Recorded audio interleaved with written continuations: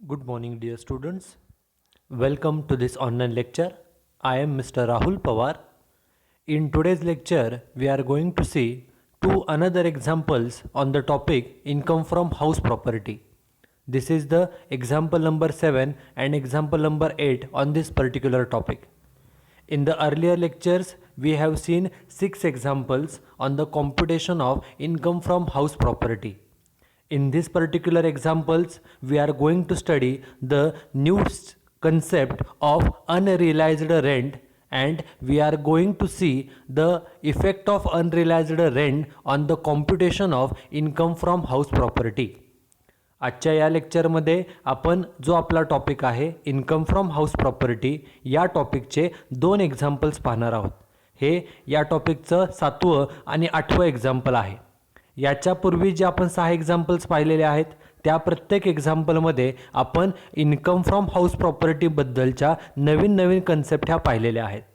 ही जी 2 examples आहेत या एक्झाम्पल्समध्ये आपण अनरिअलाइज्ड रेंट ही जी एक नवीन कन्सेप्ट आहे, ही कन्सेप्ट म्हणजे काय आणि याचा अकाउंटिंगमध्ये किंवा इन्कम कॅल्क्युलेशन करताना काय फरक होतो हे आपण या एक्झाम्पलमध्ये पाहणार आहोत. Okay, so let start with the example. This is example number 7. Okay, जे पहिले एक्झाम्पल आहे ते आपण बघूया. Read the example carefully. Mr Ratan owns a house in Delhi. This is the first sentence of this example. Out of this sentence, the important thing is who is the owner? Mr. Ratan is the owner of house and he provides us the following information. Ratan नावाचा व्यक्ती आहे, तो owner आहे. त्याचं जे काय घर आहे त्या घराची आपल्याला माहिती दिलेली आहे. काय काय माहिती आहे बघा. First point is municipal value ₹2,50,000. त्या घराची म्युन्सिपल व्हॅल्यू 2,50,000 एवढी आहे. आपल्याला म्युन्सिपल व्हॅल्यू म्हणजे माहिती आहे की municipal value means value of the house property as per the municipal corporation norms. Municipal corporation म्हणजे ग्रामपंचायत, नगरपालिका किंवा महानगरपालिकेच्या यांच्या नियमाप्रमाणे आपल्या घराची असलेली किंमत व्हॅल्यू त्याला म्युन्सिपल व्हॅल्यू असं म्हटलं जातं.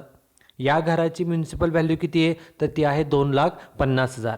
त्याच्यानंतर second point is fair rent ₹2,52,000. 2,52,000 एवढं फेअर रेंट आहे. फेअर रेंटचा अर्थ काय तर fair rent means the annual rent which could be received if the house is given on a rent through out the year. जर आपण आपलं घर वर्षभरासाठी रेंटवरती दिलं तर वर्षाचं किती भाडं मिळू शकतं त्याला फेअर रेंट असं म्हटलं जातं. Here the amount of fair rent is ₹2,52,000. This is second point. Then the third point given is standard rent which is ₹2,40,000. या घराचं स्टँडर्ड रेंट हे 2,40,000 एवढं आहे. स्टँडर्ड रेंटचा अर्थ काय तर standard rent means the maximum annual rent which could be charged bye the owner from his tenant. एखादा घर मालक त्यांच्या भाडेकरूकडून वर्षभराचं जास्तीत जास्त किती भाडं घेऊ शकतो त्या जास्तीत जास्त असणाऱ्या मर्यादेला लिमिटला स्टँडर्ड रेंट असं म्हटलं जातं की जे 2,40,000 आहे असं सांगितलेलं आहे. This is the third point. Then fourth point is actual rent per month. Actually महिन्याचं भाडं किती आहे तर ते आहे ₹30,000. This is the amount of actual rent per month. हे महिन्याचं आहे. आपल्याला एक्झाम्पल सोडवताना वर्षाचं रेंट लागतं, मग महिन्याच्या रेंटला गुणिले 12 महिने केलं की आपल्याला ॲन्युअल रेंटची अमाऊंट ही मिळते. This is the fourth point. Then the next point is municipal tax which is 20% of the municipal value. Okay, in this example it is mentioned that the amount of tax is 20% of the municipal value. घराची municipal value किती आहे ती 2.5 लाख आहे. मग 2.5 लाखाच्या 20%, 2.5 लाखाचे 20% म्हणजे tax आला किती तर तुम्हाला ₹50,000. बरोबर, 2,50,000च्या 20% म्हणजे टॅक्सची रक्कम झाली 50,000. आता यापैकी पेड किती केला आहे बघा. सांगितले municipal tax paid 50% of the total tax. एकूण टॅक्स आहे किती 50,000, त्याच्या 50% म्हणजे निम्मा. 50,000च्या निम्मा म्हणजे किती पेड केला तर पेड केला ॲक्च्युली फक्त किती ₹25,000. It is the amount of actual tax paid.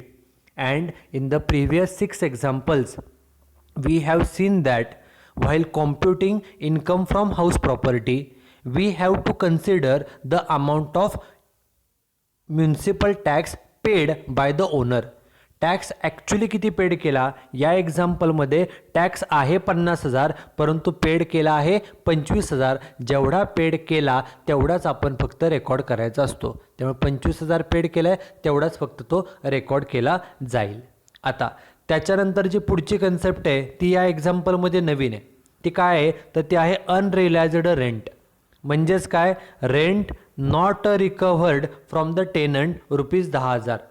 ह्याचा अर्थ काय बघा की when we give our house on a rent to any tenant, there is a possibility that any tenant might does not pay certain amount and he may go away.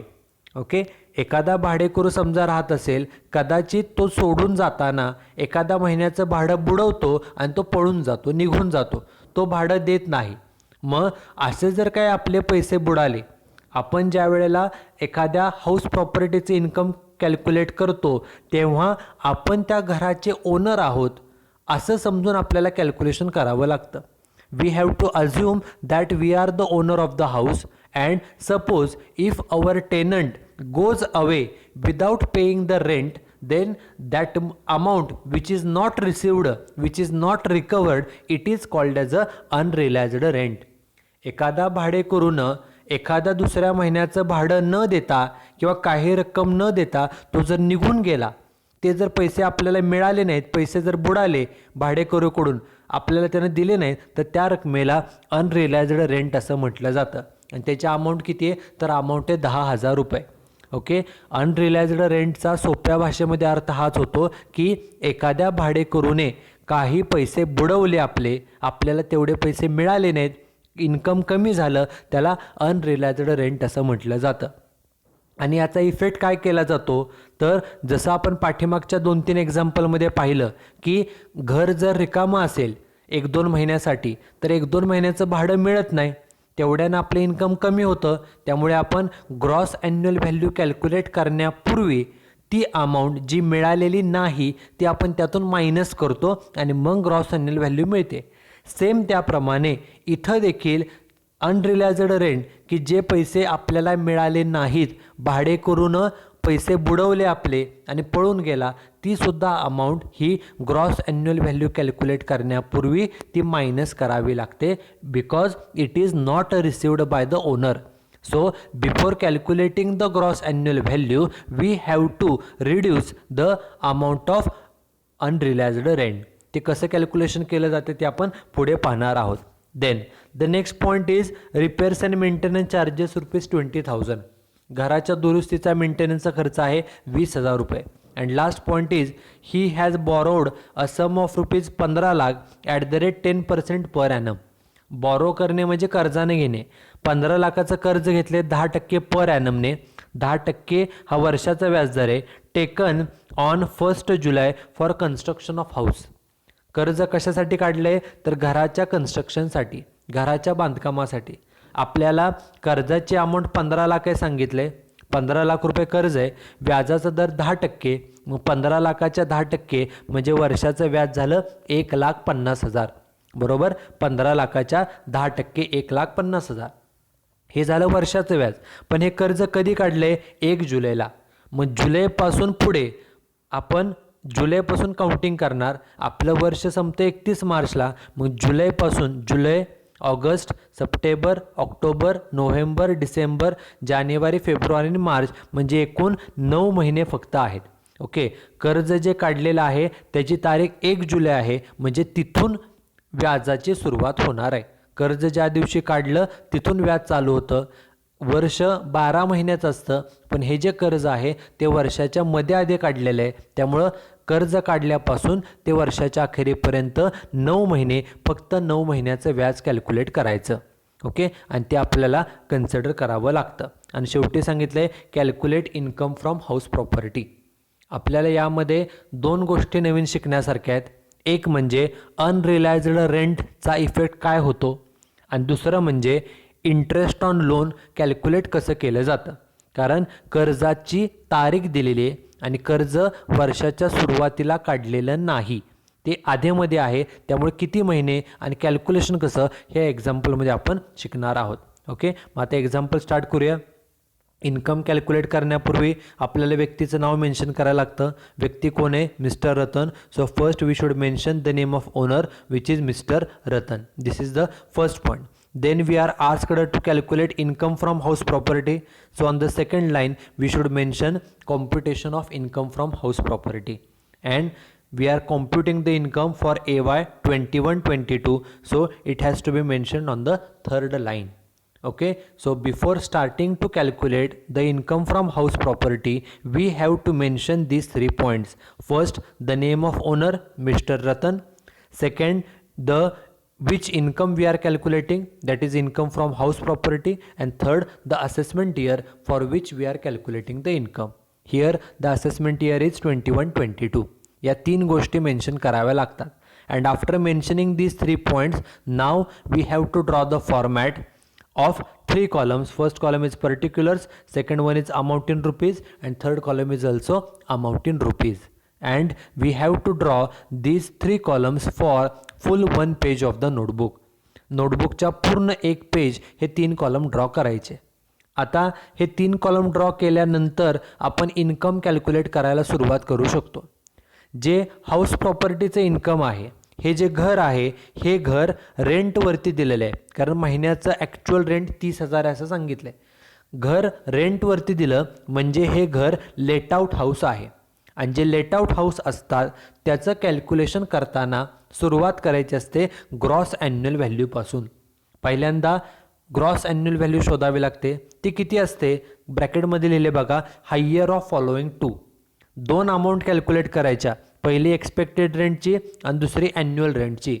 Expected rent आणि annual rent ह्या दोन्हीपैकी जे मोठी रक्कम असेल ती आपली gross annual value असते. आपण प्रिव्हियस एक्झाम्पलमध्ये पण पाहिलं आहे, ॲन्युअल रेंट कॅल्क्युलेट करणं एकदम सिम्पल आहे. कसं कॅल्क्युलेट केलं जातं? महिन्याचं रेंट आहे किती? 30,000. मग महिन्याचे 30,000 वर्षाचे कॅल्क्युलेट करण्यासाठी गुणिले 12 महिने म्हणजे अमाऊंट किती झाली? 3,60,000. This is the amount of annual rent. Monthly रेंटला फक्त गुणिले 12 महिने केलं की वर्षाचं रेंट मिळालं. ही झाली फर्स्ट अमाऊंट ॲन्युअल रेंटची. आता एक्सपेक्टेड रेंट कसं कॅल्क्युलेट केलं जातं? तर त्यासाठी पहिल्यांदा म्युन्सिपल व्हॅल्यू किती आहे बघा. म्युन्सिपल व्हॅल्यू आहे 2,50,000, ती घेतली फर्स्ट कॉलमला. त्यानंतर आपण घेतो फेअर रेंट. एक्झाम्पलमध्ये फेअर रेंट किती आहे? 2,52,000, ती घेतली पहिल्या कॉलमला. आणि तिसरं घेतो आपण स्टँडर्ड रेंट. ते किती आहे? ते आहे 2,40,000. म्युन्सिपल व्हॅल्यू, फेअर रेंट आणि स्टँडर्ड रेंट 2,40,000, ते घेतलं फर्स्ट कॉलममध्ये. आता केअरफुली बघा. The amount of expected rent is calculated with the help of municipal value, fair rent and standard rent. आता अमाऊंट फर्स्ट कॉलममध्ये मेन्शन केल्या. पहिल्यांदा काय करायचं तर पहिल्या ज्या 2 व्हॅल्यू आहेत, म्युन्सिपल व्हॅल्यू आणि फेअर रेंट, ह्या दोन्हीपैकी विच एव्हर इज मोर. बघा 2,50,000 आणि 2,52,000 ह्या दोन्हीपैकी मोठी रक्कम, जी मोठी रक्कम असेल त्याला स्टार करायचं. मोठी रक्कम आहे 2,52,000, त्याला स्टार केलं. ही झाली फर्स्ट स्टेप. आता दुसरी आणि शेवटची स्टेप काय? तर जी स्टार केलेली अमाऊंट आहे किती आहे ती? 2,52,000. त्याचं कंपॅरिझन करायचं स्टँडर्ड रेंट बरोबर आणि दोन्हीपैकी विच एव्हर इज लेस. मग सांगा 2,52,000 आणि 2,40,000, 2,52,000 आणि 2,40,000 यापैकी लहान काय? तर 2,40,000. ते असतं आपलं एक्सपेक्टेड रेंटचं उत्तर. म्हणून एक्सपेक्टेड रेंटच्या बरोबर समोर आउटर कॉलमला मेन्शन केलं 2,40,000 रुपये. म्हणजे आपण एक्सपेक्टेड रेंट कॅल्क्युलेट केलं 240, ॲन्युअल रेंट आलेलं आहे 3,60,000. ह्या 2 अमाऊंट आल्या, त्याखाली रे सोडली आणि ह्या 2पैकी विच एव्हर इज हायर, जी मोठी रक्कम असते, हाई म्हणजे मोठी रक्कम असते, ती ग्रॉस ॲन्युअल व्हॅल्यू असते. मग सांगा 240 आणि 360 ह्यातली मोठी रक्कम काय? तर ऑब्वियसली 3,60,000. आपण नॉर्मली याला नाव देतो ग्रॉस ॲन्युअल व्हॅल्यू. ओके, पण एक्झाम्पलमध्ये काय सांगितलं आहे की अनरिलायझ्ड रेंट म्हणजेच rent not recovered from tenant ₹10,000. भाडेकरूनं 10,000 बुडवले, त्याच्याकडून 10,000 वसूल करता आले नाहीत, म्हणजे तेवढ्यानं आपलं इन्कम कमी झालं. म्हणून कमी करण्यासाठी ते करायचं लेस, त्याला म्हणायचं लेस अनरिलायझ्ड रेंट. जे रेंट आपल्याला वसूल करता आलं नाही, भाडेकरूनं पैसे बुडवले म्हणजे आपलं इन्कम कमी झालं. तेवढ्याने इन्कम कमी करा, 10,000नं 360मधून 10 गेले, वजाबाकी आली 3,50,000. त्याला नाव द्यायचं gross annual value. Okay, so calculating the gross annual value it is the first step in computing the income of house property. आणि आपण इफेक्ट काय केला, ग्रॉस ॲन्युअल व्हॅल्यू कॅल्क्युलेट करण्यापूर्वी अनरिलायज्ड रेंट की म्हणजे जे रेंट वसूल करता आलं नाही आपल्याला, ते रेंट आपण त्यातून मायनस केलं, तेवढ्यानं आपलं इन्कम कमी केलेलं आहे आणि आपल्याला ग्रॉस ॲन्युअल व्हॅल्यू मिळाली. किती मिळाली? 3,50,000. ही झाली फर्स्ट स्टेप. आता सेकंड स्टेप काय, तर आपल्याला नेट ॲन्युअल व्हॅल्यू कॅल्क्युलेट करावी लागते. नेट ॲन्युअल व्हॅल्यू कॅल्क्युलेट करण्यासाठी ग्रॉस ॲन्युअल व्हॅल्यूमधून फक्त लेस करायचं असतं municipal tax paid by owner. घराचा टॅक्स किती पेड केला आहे बघा, आपण मगाशी कॅल्क्युलेट केलं होतं. घराचा टॅक्स आहे किती? म्युन्सिपल व्हॅल्यूच्या 20%. म्युन्सिपल व्हॅल्यू किती आहे? 2.5 लाख. 2.5 लाखाचे 20% म्हणजे टॅक्स येतो 50,000. आणि त्यापैकी पेड किती केला? एकूण रकमेच्या 50%.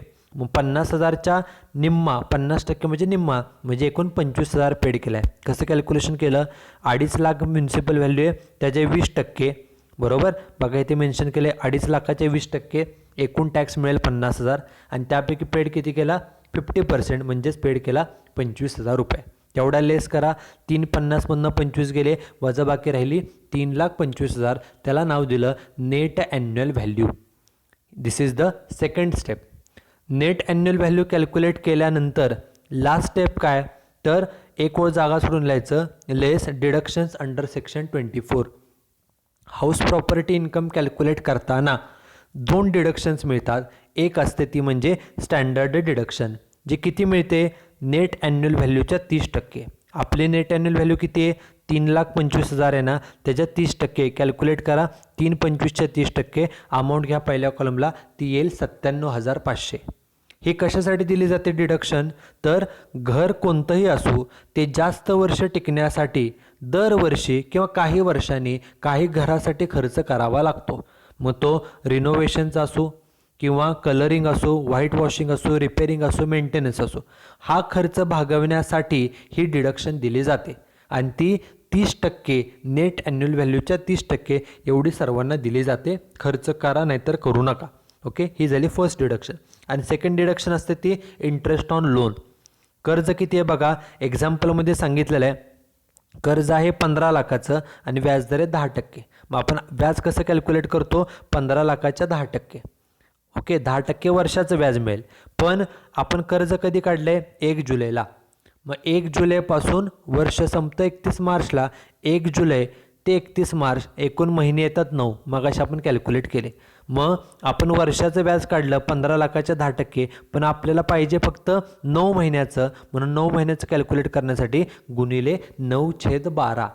9 महिन्याचं पाहिजे म्हणून गुणिले 9 आणि भागिले 12. का तर वर्षात महिने 12 असतात म्हणून भागिले 12. 9/12. त्याप्रमाणे व्याज किती आलं? 1,12,500. जर 8 महिने असते तर 8/12. 6 महिने असते तर 6/12. 5 महिने असते तर 5/12.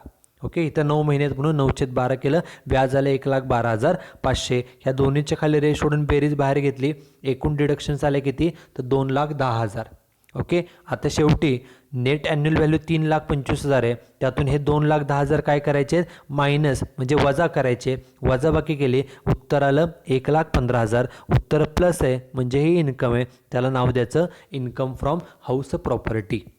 ओके, हे जे काय घर आहे की जे रेंटवरती दिलेलं होतं, की ज्या घराचं 10,000 रुपये भाडं बुडालं, ओनरकडून तेवढी रक्कम वसूल करता आली नाही, त्या घराचं आपण इन्कम कॅल्क्युलेट केलं आणि ते इन्कम किती आलं? तर ते इन्कम आलेलं आहे 1,15,000 रुपये. Okay, in this example we studied 2 important points.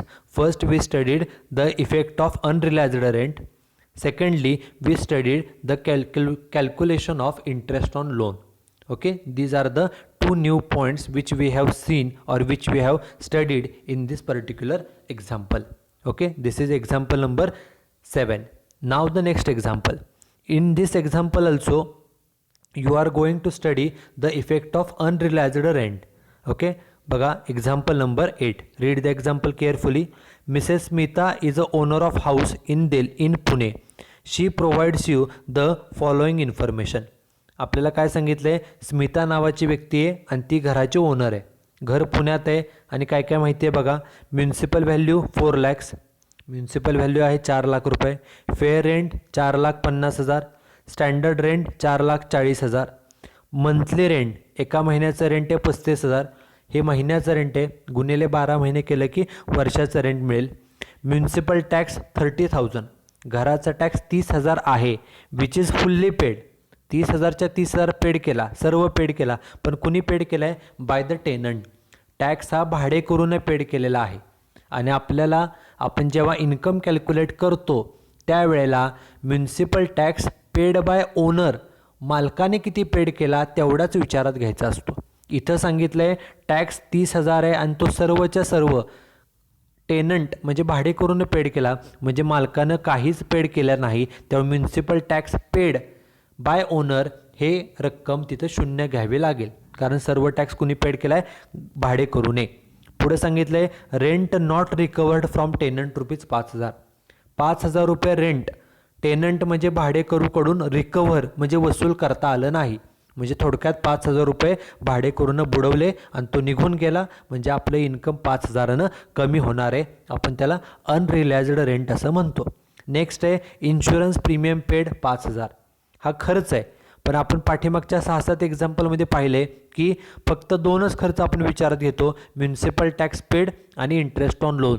बाकीचे कोणतेही खर्च आपण विचारात घेत नाही, त्यामुळे तो येणार नाही. आणि शेवटी सांगितले a loan of ₹5 lakh @8% per annum taken on 1 April for construction of house.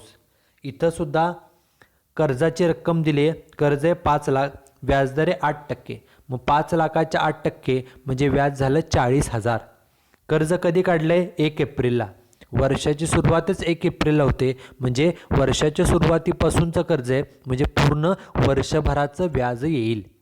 पाठीमागच्या एक्झाम्पलमध्ये कर्ज 1 जुलैला काढलेलं, त्यामुळे फक्त 9 महिने होते.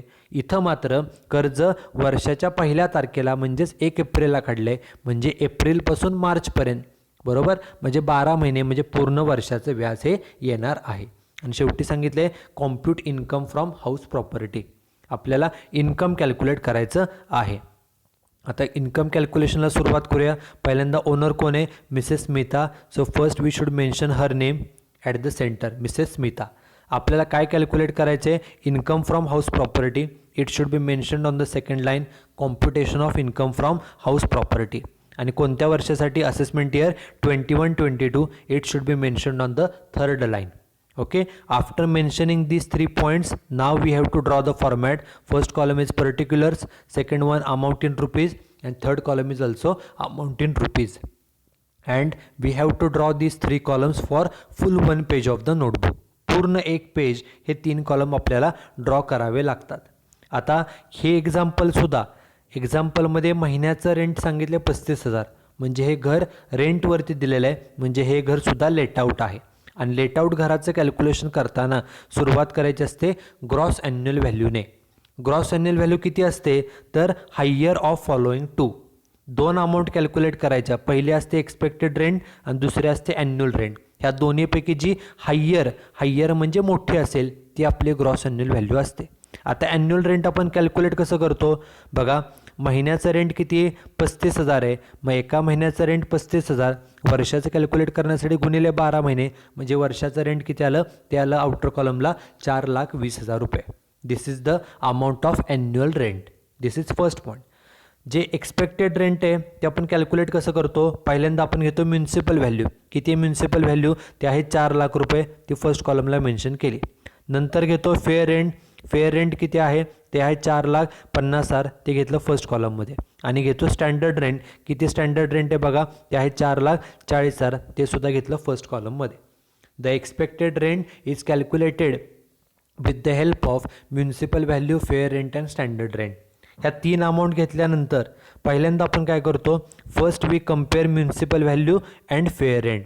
पहिल्यांदा आपण म्युन्सिपल व्हॅल्यू आणि फेअर रेंटपैकी विच एव्हर इज मोर. मग सांगा 4 लाख आणि 450 ह्यातली मोठी रक्कम कोणती, मोठी रक्कम आहे 4,50,000. ही झाली फर्स्ट स्टेप. नंतर काय करायचं, जी स्टार केलेली अमाऊंट आहे 4,50,000, त्याचं कंपॅरिझन करायचं स्टँडर्ड रेंट बरोबर आणि विचेवर इज लेस. मग बघा 450 आणि स्टँडर्ड रेंट 440, 450 आणि 440 यापैकी लहान पाहिजे. लहान रक्कम कोणती तर 4,40,000 ते असते आपले एक्सपेक्टेड रेंटचं उत्तर. बरोबर, म्हणजे एक्सपेक्टेड रेंट आपल्या घराचं एक्सपेक्टेड रेंट किती आलं ते आलं 4,40,000. ॲन्युअल रेंट आपण मगाशीच कॅल्क्युलेट केले 4,20,000. आता ह्या दोन अमाऊंटपैकी 440 आणि 420 ह्या दोनपैकी हायर म्हणजे मोठी रक्कम. मग सांगा 440 आणि 420 ह्यातली मोठी रक्कम कोणती 4,40,000. रे सोडून ती खाली घेतली 4,40,000. आपण नॉर्मली त्याला नाव देतो ग्रॉस ॲन्युअल व्हॅल्यू. पण या एक्झाम्पलमध्ये सांगितलं आहे की rent not recovered from tenant ₹5,000. भाडेकरूकडून 5,000 वसूल करता आले नाहीत, म्हणजे भाडेकरूनं तेवढे पैसे बुडवले, म्हणजे आपलं इन्कम 5,000नं कमी झालं. म्हणून कमी करण्यासाठी लेस अनरिलायज्ड रेंट. जे पैसे भाडेकरूनं बुडवले, जे आपल्याला मिळाले नाहीत त्याला अनरिलायज्ड रेंट असं म्हणतात. आणि तेवढ्यानं आपलं इन्कम कमी होतं म्हणून ते लेस केलं किती 5,000 रुपये. मग 440मधून 5 गेले बाकी किती राहिली 4,35,000. त्याला नाव द्यायचं gross annual value. Okay, gross annual value किती आली आपली तर 4,35,000. ग्रॉस ॲन्युअल व्हॅल्यू कॅल्क्युलेट केली की आपलं 50% एक्झाम्पल झालं. सेकंड स्टेप काय तर नेट ॲन्युअल व्हॅल्यू शोधायची. त्यासाठी ग्रॉस ॲन्युअल व्हॅल्यूमधून less municipal tax paid by owner. घराच्या ओनरने किती टॅक्स पेड केला आहे तेवढाच फक्त लेस करायचा. बघा म्युन्सिपल टॅक्स आहे 30,000, सर्व पेड केला आहे. पण कुणी पेड केला आहे टेनंट म्हणजे भाडेकरूने. ओनरने काहीही पेड केलेला नाही. आपल्याला ओनरने किती पेड केला तेवढंच लागतं, काहीच पेड केलं नाही म्हणजे 0. बरोबर, मग 435मधून 0 गेले, रे सोडून वजाबाकी किती 4,35,000. टॅक्स ओनरने जेवढा पेड केलेला असतो तेवढाच फक्त इथनं मायनस केला जातो. सर्व टॅक्स भाडेकरूने दिला आहे पेड केला आहे, ओनरने नाही, त्यामुळे ओनरने पेड केला 0, त्यामुळे 0 वजा केलं. नेट ॲन्युअल व्हॅल्यू किती आली तर 4,35,000 रुपये. This is second step. आता लास्ट स्टेप, ही जी नेट ॲन्युअल व्हॅल्यू कॅल्क्युलेट केलेली आहे एक ओळ जागा सोडून लिहायचं less deductions under section 24. House प्रॉपर्टीच्या डिडक्शन सेक्शन 24मध्ये आहेत. किती डिडक्शन्स आहेत तर 2 डिडक्शन्स आहेत. First deduction is standard deduction, जी किती दिली जाते 30% ऑफ नेट ॲन्युअल व्हॅल्यू. आपल्या घराची नेट ॲन्युअल व्हॅल्यू 4,35,000 आहे. कॅल्क्युलेटरवर करा 4,35,000च्या 30% अमाऊंट येईल पहिल्या कॉलमला 1,30,500. काय केलं कॅल्क्युलेटरवरती 4,35,000 घेतले गुणिले 30% डिडक्शन मिळाले 1,30,500. ही डिडक्शन का दिली जाते तर घरासाठीचे जे खर्च असतात repairing, maintenance, colouring, white washing वगैरे वगैरे हे खर्च भागवण्यासाठीची ही डिडक्शन दिली जाते. तुम्ही खर्च करा नाहीतर करू नका, जेवढी नेट ॲन्युअल व्हॅल्यू आहे त्याच्या 30% ही डिडक्शन दिली जाते, त्याप्रमाणे ते घेतली. हे फर्स्ट डिडक्शन. आणि सेकंड डिडक्शन असते ते असते इंटरेस्ट ऑन लोन. बघा एक्झाम्पलमध्ये सांगितलं आहे कर्ज काढलेलं आहे कितीचं 5 लाखाचं, व्याजदर आहे 8%. 5 लाखाच्या 8%, 5 लाखाच्या 8% येतं 40,000 रुपये एवढं व्याज. आणि कर्ज कधी काढले 1 एप्रिलला. 1 एप्रिल म्हणजे वर्षाची सुरुवात. आपलं वर्ष 1 एप्रिलला चालू होतं आणि 31 मार्चला संपतं. ओके, कर्ज घराच्या बांधकामासाठी काढलेलं आहे म्हणजे घरासाठीच काढलेलं आहे आणि वर्षाच्या 1 तारखेलाच काढलं आहे 1 एप्रिलला, त्यामुळे पूर्ण वर्षभराचं व्याज येईल. मग 5 लाखाच्या किती टक्के सांगितले 8% आहे तसं घेतलं. बघा 5 लाखाच्या 8% अमाऊंट पहिल्या कॉलमला किती 40,000 रुपये. बरोबर, एक्झाम्पलमध्ये ज्या सर्व गोष्टी दिलेल्या त्या सर्व झाल्या. फक्त इन्शुरन्स प्रीमियम पेड हा खर्च आपण विचारामध्ये घेत नाही. फक्त 2च खर्च घेतो, एक म्हणजे घराचा म्युन्सिपल टॅक्स पेड आणि दुसरं म्हणजे इंटरेस्ट ऑन लोन. बाकीचे कोणतेही खर्च आपण कन्सिडर करत नाही. 2 डिडक्शन लिहिल्या इनर पहिल्या कॉलमला, रे सोडून ह्या दोन्हींची बेरीज बाहेर. दोन्हींची बेरीज बाहेर किती आली बघा, दोन्हींची बेरीज बाहेर आली 1,70,500. मग आता शेवटी काय नेट ॲन्युअल व्हॅल्यू जी होती 4,35,000 त्यातून हे 1,70,500 हे डिडक्शन्स काय करायचे आहेत वजा म्हणजे मायनस करायचे आहेत. 4,35,000तून 1,70,500 वजा केले, वजा बाकी राहिली 2,64,500. आणि उत्तर जे आहे आन्सर जे ते प्लस आहे. प्लस आहे म्हणजे ही इन्कम आहे, त्याला नाव द्यायचं income from house property. Okay, so in this way we can calculate the income from house property. या एक्झाम्पलमध्ये देखील पाठीमागच्या एक्झाम्पलसारखं अनरिलायज्ड रेंट हे दिलेलं होतं. त्याच्यावरून त्याचा इफेक्ट काय होतो त्याचा विचार करून आपण हे इन्कम हे कॅल्क्युलेट केलेलं आहे. Okay, this is example number 8 on this particular topic. Okay, in today's lecture we have seen two examples in which we studied the concept of unrealized rent. We also studied its effect while computing the income from house property. आजच्या दोन्ही एक्झाम्पल्समध्ये आपण unrealized rent ही नवीन concept शिकलो, त्याचा अर्थ काय, त्याचा income calculate करताना effect काय होतो हे आपण या दोन्ही एक्झाम्पलमध्ये शिकलेलो आहोत. Okay, you should write down these two examples and solution in your notebook. In the next lecture we will study the another example in which we will study the another new concept in the topic income from house property. Okay, so that's it for this particular lecture. Here we will stop. Thank you very much.